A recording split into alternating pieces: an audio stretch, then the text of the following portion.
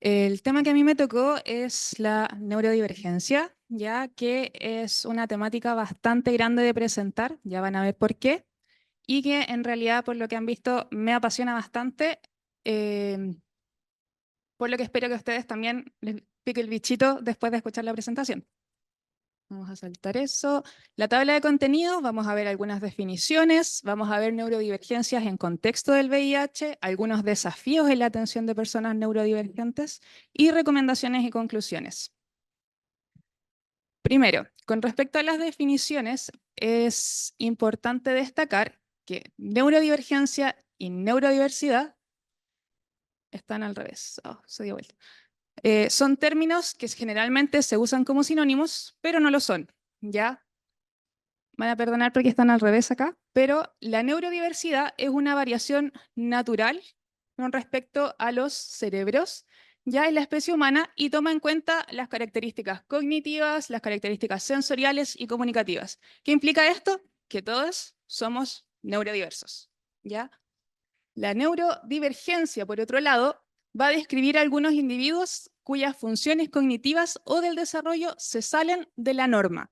Ya vamos a ver acá en este gráfico que lo neurotípico está dentro de la normal, ya, y todo lo que sale de ahí va a ser considerado como neurodivergente. Dentro de las neurodivergencias vamos a poder encontrar algunos trastornos psiquiátricos, tenemos también trastornos neurológicos, trastornos del lenguaje y algunos también del neurodesarrollo.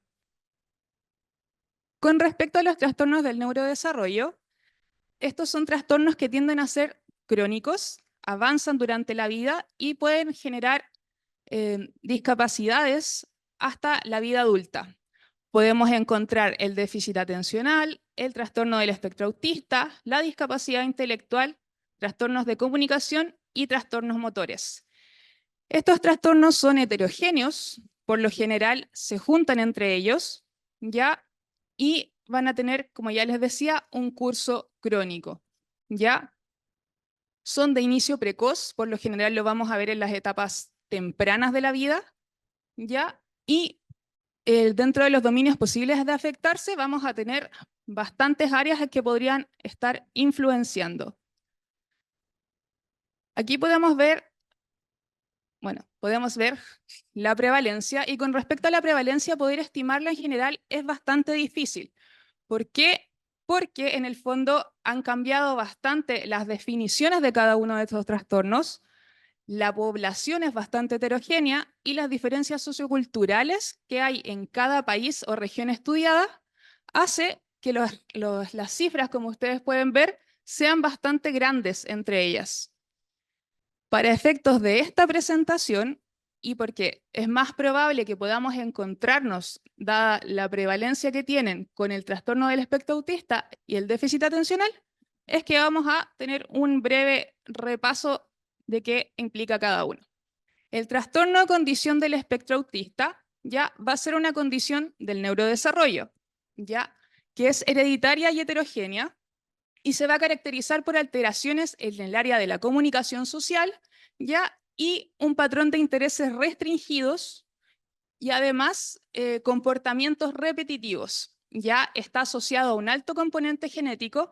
Se ha visto también que tiene anormalidades en el desarrollo cerebral con algunos exámenes imagenológicos. Hay influencias epigenéticas, entre otros factores, pero en general todavía no puede encontrarse la etiología concreta. ¿Ya? Implica un espectro, lo que significa que puede ser de leve a grave, y esto va a tener que ver con los requerimientos de apoyo. Antes se utilizaban los términos como cuánta discapacidad tenía una persona autista, ahora lo que se ve es en base a, más que nada, cuánto apoyo necesita. Antes se hablaba de qué tan funcional era la persona, ahora tiene que ver con qué tanta acompañamiento en el proceso va a necesitar y no siempre va a implicar todas las áreas. Ya hay personas autistas que van a tener mucho desplante social, pero por otro lado, en ciertos aspectos van a necesitar apoyos. Y esto puede ir cambiando conforme van avanzando en las etapas de la vida. Cosas importantes también del espectro autista es que al principio, cuando se empezó a definir este diagnóstico, se hablaba de que podría ser generado por haber sido criado por lobos, podría haber sido porque tenían lo que llamaban las madres refrigerador, que implicaba en el fondo un bajo contacto emocional con los padres. Y recién en los años 70 se empezó a hablar un poco de estas características heterogéneas y que en el fondo se veían estas diferencias en lo que era el entorno cerebral. En los años 90 recién se vino a hablar un poco más de que estas personas en realidad no necesitaban ser curadas y que era la sociedad la que tenía que también adaptarse a las necesidades de estas personas. Un poco lo mismo que funciona el paradigma de la discapacidad. Con respecto al diagnóstico, el diagnóstico es eminentemente clínico, ya si bien se ha visto que existen estas diferencias en imágenes como en resonancias magnéticas, no se ha logrado replicar o encontrar un factor común en cada una de estas imágenes para poder indicar en el fondo por qué se produce o cuáles son los efectos del autismo. Ya vamos a tener que observar la historia del neurodesarrollo, que va a implicar las diferencias en el lenguaje, en las funciones motoras y estos patrones restrictivos que ya les mencionaba, que son parte también del DSM-5 con el que se basan los especialistas para poder hacer el diagnóstico. ¿De qué hablamos entonces con respecto a las diferencias comunicativas sociales? Se van a ver problemáticas principalmente en la reciprocidad social, ya en poder llevar ciertas conversaciones por un uso de lenguaje distinto y por otro lado, un bajo interés de entablar conversaciones con personas o de temáticas que no les interesan. Por otro lado, en la parte de la repetición y esos patrones restrictivos, se van a ver intereses un poco más intensos de lo normal. Pueden haber también ciertos movimientos motores que sean repetitivos, que les ayudan a autorregularse, ¿ya? Y también se puede observar una alta rigidez en lo cognitivo. Por tanto, cambios inesperados o situaciones que no están controladas van a desbordarlos emocionalmente, porque si bien son adaptables, se demoran un poco más porque en el fondo tienen menos herramientas para poder llevar efectivamente estos cambios. Ya por lo general también se ha visto que hay un diagnóstico tardío en las infancias sin retraso en el lenguaje. Recordemos que dentro de las características, por lo general, se busca el autismo cuando empezamos a ver dentro de los 4 o 5 años estas características y por tanto infancias que son un poquito más funcionales tienden a quedar fuera de la evaluación. En mujeres, ya porque, por lo que se ha hablado también, la presentación es un poco distinta o más bien se sale de lo que se creía antes porque las mujeres tienden a enmascarar un poco más y tienden a ser más sociales y tener dificultades en otras áreas. Por tanto, se salen un poco de estos criterios. ¿Ya? Y las minorías en general también porque tienen que ver con las barreras en el acceso a la salud y a los diagnósticos. El tratamiento tiene que ver con la intervención temprana, está enfocado principalmente a infancias. Ya el autismo en general se ve principalmente en lo que tiene que ver en niñeces, porque los diagnósticos parten en las niñeces y los adultos quedan un poco olvidados porque al parecer se olvidan de que estas niñeces más adelante se convierten en adultos que van a tener que continuar funcionando en la sociedad. Ya con respecto a las infancias, va a tener que ver más con un tema de la interacción social, hacer intervenciones en lo que tiene que ver con la comunicación, la reciprocidad y la formación de vínculos con otras personas. Y por otro lado, para los adultos va a tener que ver un tratamiento más de los síntomas asociados y las comorbilidades que tengan, porque el autismo tiende a asociarse mucho a otras comorbilidades que ya vamos a ver. Y además lo que se busca es la promoción de la independencia, de que estos adultos sean mucho más funcionales y requieran cada vez de menos apoyos. Con respecto a los medicamentos, no hay un tratamiento como tal para el autismo y el foco va a ser tratar los síntomas asociados y las comorbilidades. De las comorbilidades que podemos ver, las podemos separar por lo general por etapas, donde vamos a ver que En la niñez vamos a tener una alta prevalencia de ansiedad, de déficit atencional y algunas fobias. Y en la adultez vamos a ver trastornos más asociados a lo que tiene que ver con el funcionamiento en la sociedad, con ansiedad social, depresión y trastornos obsesivos compulsivos. Y esto se da principalmente por el aislamiento también que comienzan a tener estas personas, ¿ya? Que se ven forzadas a adaptarse a un mundo que no le entrega herramientas para poder moverse.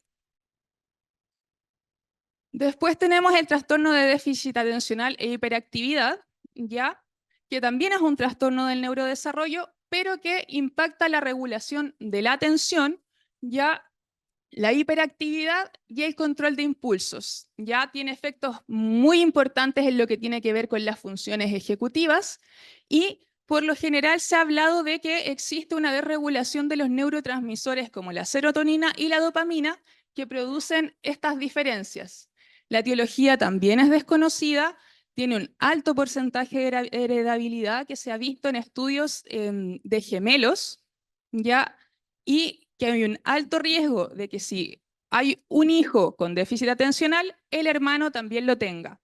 También se ha visto tasas más prevalentes en niños pretérminos y pretérminos severos, donde en el pretérmino tiene 3 veces más riesgo de tener déficit atencional versus un niño de término.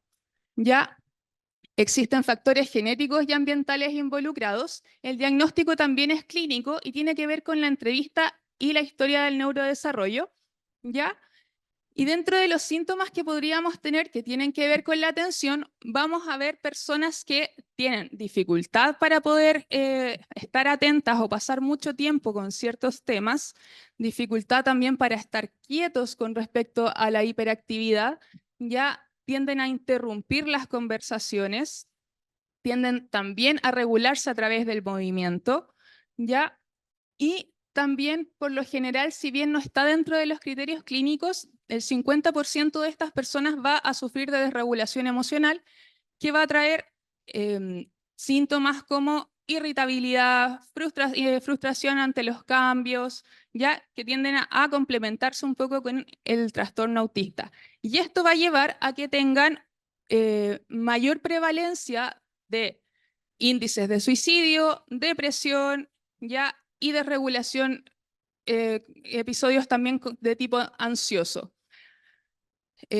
Los síntomas por lo general se ven antes de los 12 años, ya, pero por lo general tienden a aparecer cuando estas personas tienen que entrar a espacios estructurados o que le exigen, en el fondo, ciertas restricciones que tienen que cumplir, como por ejemplo una sala de clases o un entorno laboral.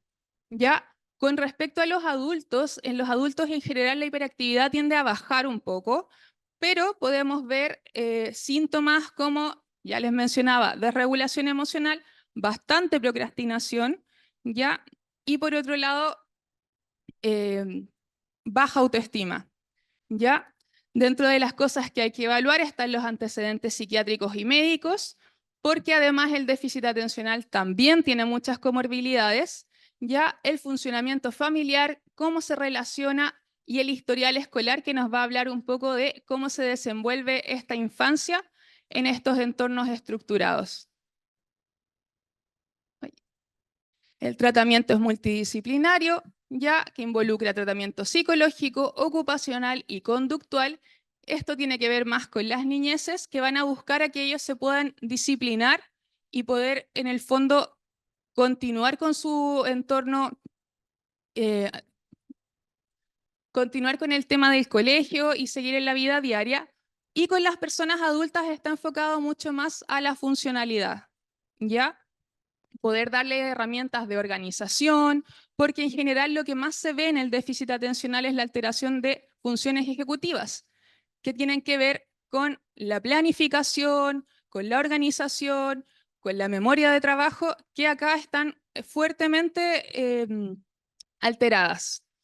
Con respecto al tratamiento farmacológico, va a depender de estimulantes. Los más usados son el metilfenidato, más conocido como Ritalin, ¿ya? Y la lisdexanfetamina, que son derivados de la anfetamina, que van a ayudar a reducir la sintomatología de estas personas y los estudios van a validar la reducción de conductas de riesgo con el tratamiento, accidentes, índices de depresión, entre otros. Estas personas por lo general tienen más prevalencia de accidentes, de muertes prematuras, ya por el mismo tema de la inatención. Con respecto a la sexualidad, lo que han mostrado los estudios es que además de estas diferencias que tienen en el ámbito cognitivo, ya también hay bastantes diferencias en lo que tiene que ver con la orientación sexual y el género.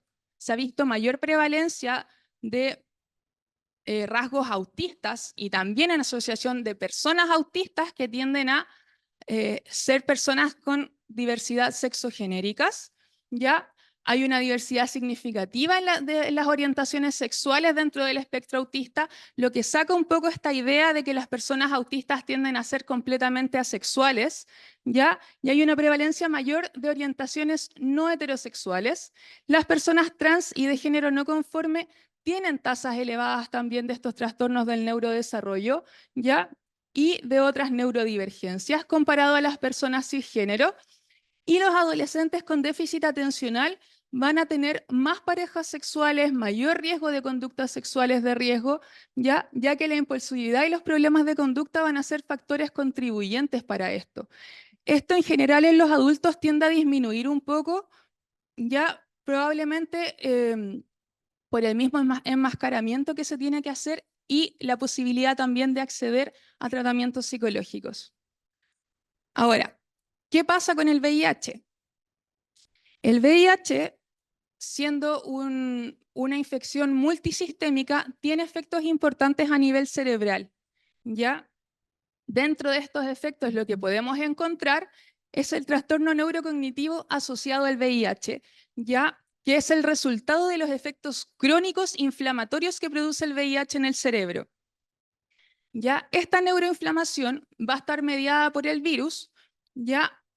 En que cuando el virus entra al cerebro, va a provocar la liberación de neurotoxinas como las citoquinas, quienes van a propiciar este efecto inflamatorio. A medida que pasa el tiempo, va a empezar a ocurrir un daño sináptico por esta inflamación que va a llevar a la disrupción de las señales neurológicas. También el VIH, por algunos mecanismos, debilita la barrera hematoencefálica, lo que va a permitir también la entrada de otros factores inflamatorios y también activa las microglías, ya que también van a venir a potenciar toda esta inflamación que se va a mantener de forma crónica. ¿Ya? A pesar de la efectividad de la terapia actual, existen niveles bajos de replicación del virus a nivel del sistema nervioso central porque pueden persistir dentro de los reservorios, ¿ya? Y todo esto va a provocar un deterioro importante a nivel cognitivo, motor y conductual, donde vamos a poder ver problemas en movimiento, van a haber temblores, puede haber ataxia, pueden haber cambios en la conducta, mayor irritabilidad, ¿ya? Y problemas de memoria, problemas de pérdida de cosas, olvidos, ¿ya? La presentación, vamos a tener tres tipos de presentación. El trastorno neurocognitivo asintomático, en donde si bien van a existir estos síntomas, no van a impactar de manera importante la calidad de vida y la funcionalidad de los usuarios. El trastorno neurocognitivo leve, donde hay mayor presentación de estos síntomas. Y después tenemos la demencia asociada al VIH, que tiene un impacto muy importante en la funcionalidad de los pacientes.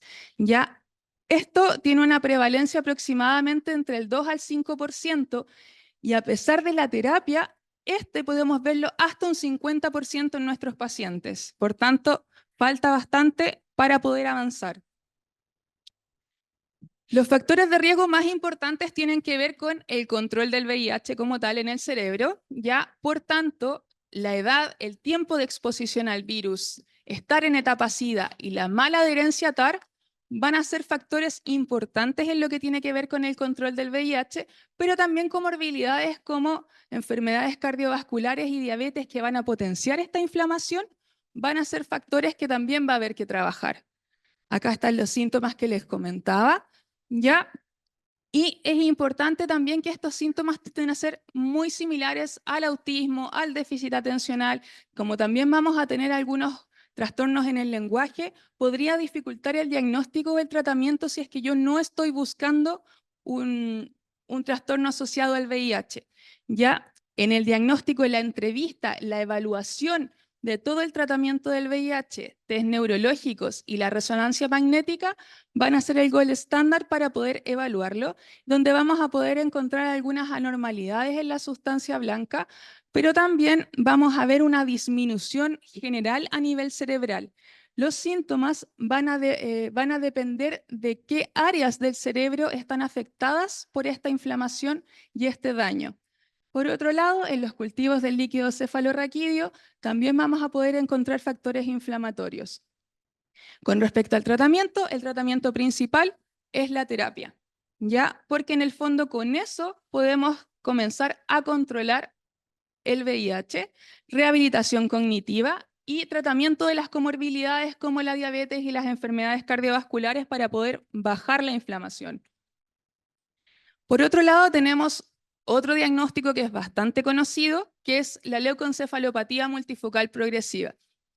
Esto se da por una infección oportunista provocada por el virus JC, ya que se reactiva en episodios de inmunosupresión. El virus por lo general se encuentra en reservorios en los riñones, ya y a nivel de y también en las células, perdón, me olvidé. ¿Ya? Y al reactivarse va a viajar al cerebro y va a infectar a los oligodendrocitos, causando desmielinización en la sustancia blanca. ¿Ya? Esta inmunosupresión también va a permitir que el virus pueda pasar libremente evadiendo la respuesta inmune y va a provocar también disfunciones cognitivas, motoras y sensoriales severas. Ya la presentación clínica es insidiosa y progresa rápidamente y sin tratamiento es un 50% letal y los síntomas también van a depender de la ubicación de las lesiones. Los factores de riesgo tienen que ver principalmente con inmunosupresión, ya las terapias inmunosupresoras, el SIDA, pacientes trasplantados y enfermedades autoinmunes, ¿ya? Y los síntomas también van a tener que ver con déficit motores, podemos ver problemas visuales, dificultades en el lenguaje, ataxia, hemiparesia, temblores, ¿ya? Y el diagnóstico también va a ser por una resonancia magnética y el diagnóstico diferencial, para poder hacerlo, tiene que ver con encontrar lesiones focales en la sustancia blanca sin necesidad de usar contraste. ¿Por qué? Porque si yo uso contraste, yo estaría detectando una esclerosis múltiple. ¿Ya? Por tanto, es muy importante este factor. Y por otro lado, la toma del PCR del virus en el líquido cefalorraquídeo. Existen casos en que vamos a encontrar que pueden ser muy sospechosos y no vamos a encontrar el virus JC en la PCR, y en esos casos lo que se hace es tomar una biopsia del tejido cerebral donde van a poder encontrar estas mismas lesiones histopatológicamente o bien partes del virus. El tratamiento, no hay un tratamiento directo para el virus JC, lamentablemente. El foco va a ser la restauración del sistema inmune, que principalmente en caso de nuestros pacientes va a tener que ver con la terapia, y con pacientes inmunosuprimidos se busca descontinuar o disminuir la terapia inmunosupresora, cosa de que el sistema inmune sea el que se haga cargo del virus. Ya la detección temprana es crítica, mientras más avanza, menos posibilidades de tratamiento tenemos. ¿Ya? Pero también vamos a encontrar que a pesar del tratamiento y esta intervención temprana, las secuelas neurológicas van a estar presentes. Acá tenemos una pequeña tabla resumen, ya, para poder hacer diagnóstico diferencial, que es importante. Por lo general, estos diagnósticos aparecen en la niñez temprana y estos tienden a ser graduales, progresivos y verse más en la población adulta. Ya los síntomas claves, por lo que podemos ver, son bastante parecidos, ya, y van a tener distintas etiologías. Con respecto al diagnóstico, los diagnósticos acá son principalmente clínicos y acá con exámenes. La progresión con respecto a el trastorno neurocognitivo del VIH es importante que es un avance gradual que puede ser estabilizado Incluso personas con el virus por mucho tiempo pueden desarrollar años después el deterioro, incluso con terapia. Ya la progresión del LEMP es rápida y en este caso el déficit atencional tienden a ser persistentes, pero los síntomas mejoran con el tratamiento. Ya el pronóstico tiende a ser variable, en este caso es pobre y va a depender de la intervención temprana. Aquí tenemos mejorías con el tratamiento. Y en este caso también el pronóstico es variable y también tiene que ver con la intervención temprana. Diagnósticos diferenciales que podemos encontrar otras neurodivergencias, entre comillas, asociadas al VIH y otras condiciones. Están la ansiedad y la depresión asociadas al VIH, otras infecciones oportunistas que también pueden producir inflamación y como tal, por la forma de actuar también provocan síntomas neurocognitivos, el abuso de sustancias, deficiencias en vitaminas y la neurosífilis. Con respecto a los desafíos de la atención, ya vamos a ver, como ya conversábamos, que pueden haber superposiciones de síntomas entre las neurodivergencias clásicas y los trastornos que están asociados al VIH. Ya tenemos acá, con respecto a la atención en la disfunción ejecutiva, tenemos que estos se superponen, ya, o pueden exacerbar también los síntomas de uno o el otro, ya. Por otro lado, los desafíos en el tratamiento, en que podemos encontrar interacciones farmacológicas y efectos secundarios. En el autismo, como ya les explicaba, no hay un tratamiento como tal, pero se busca frenar un poco las comorbilidades. Ya el uso de antipsicóticos es el único tratamiento aprobado como tal para el autismo y que ayuda con uno de los síntomas principales que son la irritabilidad. ¿Ya? Y aquí podemos encontrar la risperidona y el aripiprazol. Todos estos fármacos se metabolizan por el citocromo P450, por lo que vamos a ver que las principales interacciones tienen que ver con los inhibidores de la proteasa. Ya con respecto al aumento de concentraciones plasmáticas que vamos a ver con el atazanavir, el darunavir y el bitiregravir, vamos a encontrar en estos antipsicóticos efectos como sedaciones excesivas, hipotensiones y síntomas extrapiramidales. La fluoxetina y la sertralina pueden provocar síndrome serotoninérgico, ¿ya? Y también pueden aumentar la presión arterial y generar temblores. Y la carbamazepina y la fenitoína, como ya se había mencionado en la presentación anterior, son complejas de utilizar porque tienden a disminuir los niveles plasmáticos de muchas terapias. Ya por lo general, todos estos IPs están contraindicados. También tenemos la doravirina y el cabotegravir contraindicado en el uso de la carbamazepina y en general se recomienda no coadministrar con Biktarvy, dolutegravir y TAF. Respecto al déficit atencional, tenemos con los medicamentos estimulantes que pueden aumentar de por sí la frecuencia cardíaca y la presión arterial como efecto secundario, ¿ya? Y el aumento en la concentración plasmática incrementa, por supuesto, el riesgo de toxicidad, que puede provocar nerviosismo, ansiedad, insomnio, ¿ya? Y en esto tenemos el metilfenidato, que si bien se metaboliza por otros mecanismos, también podemos ver que el ritonavir aumenta la dosis y las anfetaminas metabolizadas también por el citocromo, por tanto, los IP vuelven a aumentar sus concentraciones y el efavirenz las disminuye. Ya con respecto a los medicamentos no estimulantes, ya si bien son un poco más amigables con respecto a los efectos asociados a la estimulación del sistema nervioso central, vamos a poder ver problemas hepáticos como efectos secundarios, taquicardia, hipertensión, que se pueden exacerbar con el uso de estos medicamentos. Es importante, como ya les mencioné, que los inhibidores de la proteasa tienden a aumentar las concentraciones plasmáticas de todos estos medicamentos y por tanto los inhibidores de la integrasa tendrían un perfil un poco más amigable y pueden ser una excelente opción para las personas neurodivergentes que van a tener una polifarmacia. Con respecto a ciertos efectos secundarios de la terapia, vamos a ver que el efavirenz, por lo general, ya tiene sus propios efectos secundarios neuropsiquiátricos que podrían exacerbar las molestias que tienen las personas neurodivergentes como tal, o generar nuevas molestias como el insomnio y las pesadillas que generalmente podemos ver. Y el dolutegravir, a pesar de que tiene menos efectos en el sistema nervioso, o hemos visto también menos efectos a nivel de efectos secundarios, igual tiene ciertos reportes de insomnio y ansiedad, y por tanto hay que cuidar el uso en personas neurodivergentes con antecedentes de trastornos anímicos, porque como podemos recordar, tiene mucha mayor prevalencia de depresión y ansiedad. Con respecto a efectos neuroprotectores, hay algunos estudios que han sugerido que los esquemas de terapia que penetran la barrera hematoencefálica podrían proteger de mejor manera al cerebro de lesiones relacionadas al VIH. ¿Ya? Por tanto, el inicio temprano es la mejor estrategia preventiva para las alteraciones neurocognitivas que están asociadas al VIH.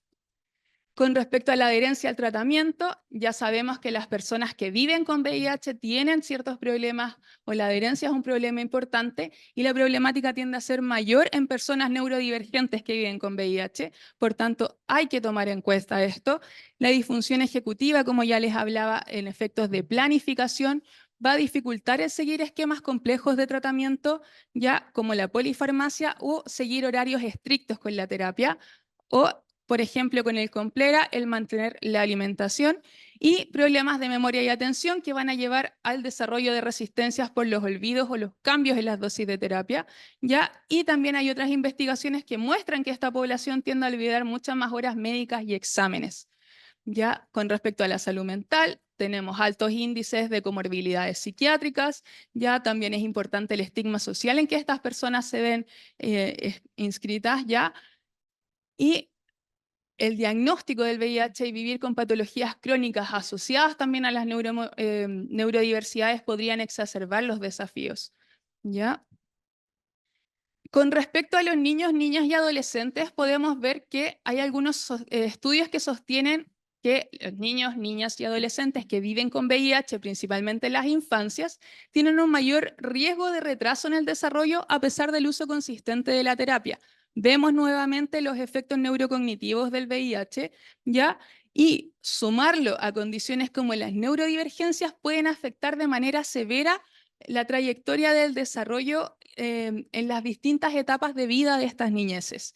Ya con respecto a los adolescentes y jóvenes, tenemos menor tasa de testeo, de diagnóstico y de adherencia al tratamiento y supresión viral que los adultos con VIH, y van a haber factores que tenemos que considerar del desarrollo psicosociales y conductuales, porque van a también tener peor pronóstico en cuanto a la infección, y estos son usuarios que nos van a llegar después a los centros adultos y que vamos a tener que manejar. Con respecto a la investigación, hay investigación limitada en estos momentos con respecto a las intersecciones de ambos. Ya hay hallazgos escasos, por lo general se tienden a estudiar de maneras separadas, pocos estudios también, y están centrados por lo general en la salud general. Ya, las neurodivergencias dentro de ciertos contextos se pueden considerar discapacidades, y sabemos que las personas con discapacidad suelen ser excluidas de los estudios clínicos, ya, lo que limita la comprensión de cómo interactúa la discapacidad con otras comorbilidades y cómo tratarlas o poder manejarlas de manera más efectiva.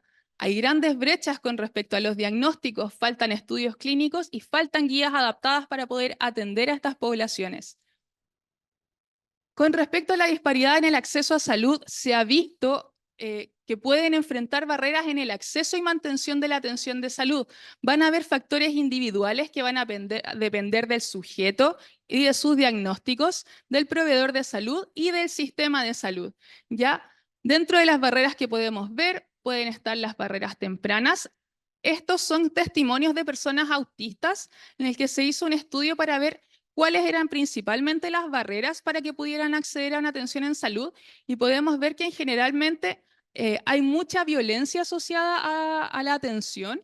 Ya tenemos dentro de podemos ver diferencias interoceptivas, factores en la predictibilidad y desafíos ambientales.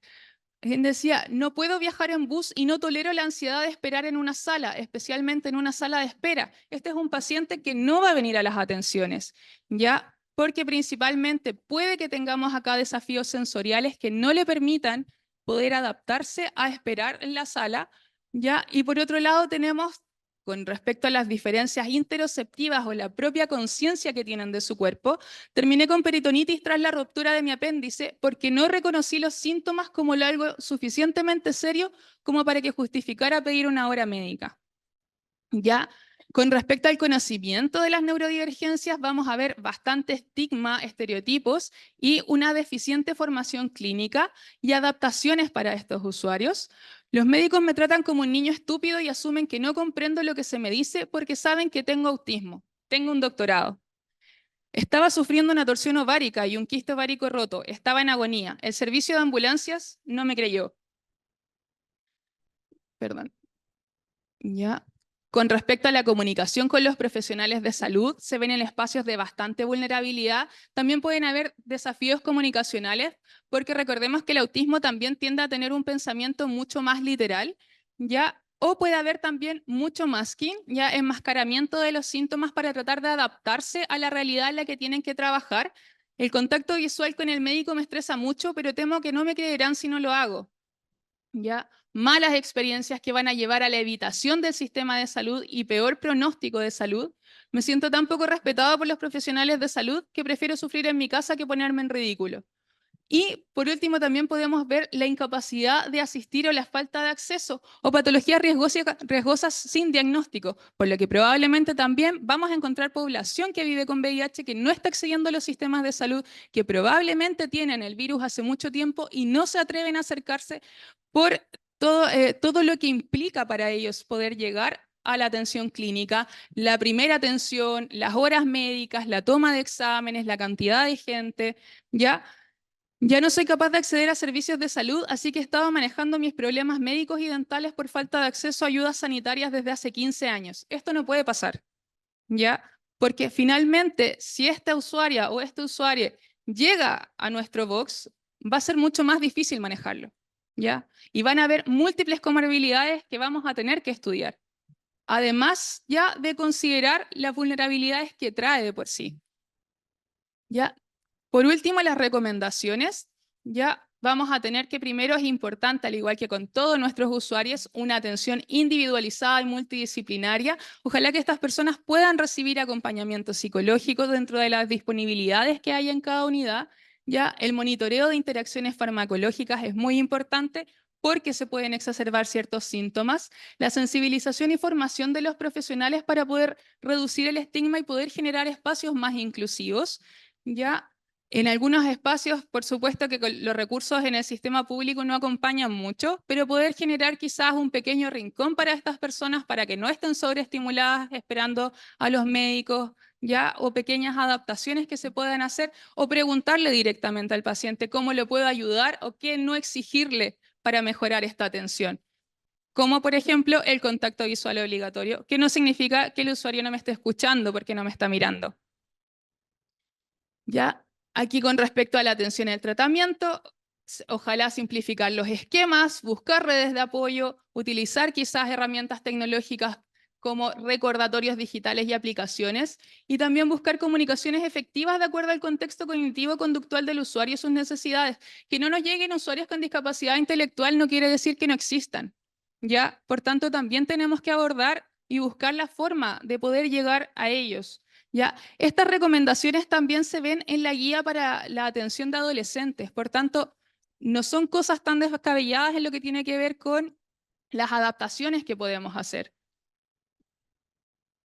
Perdón. Y por último, con conclusiones, vuelvo a reforzar, manejo interdisciplinario. Las personas que viven con VIH neurodivergentes ya enfrentan desafíos múltiples y únicos con respecto al manejo tanto de su neurodivergencia como el tratamiento y las interacciones del VIH y se exacerban por factores cognitivos, conductuales y médicos, ¿ya? Y se debe tener en cuenta las necesidades de esta población para poder entregar este trabajo individualizado, accesible y que dé respuesta hasta a estas intersecciones.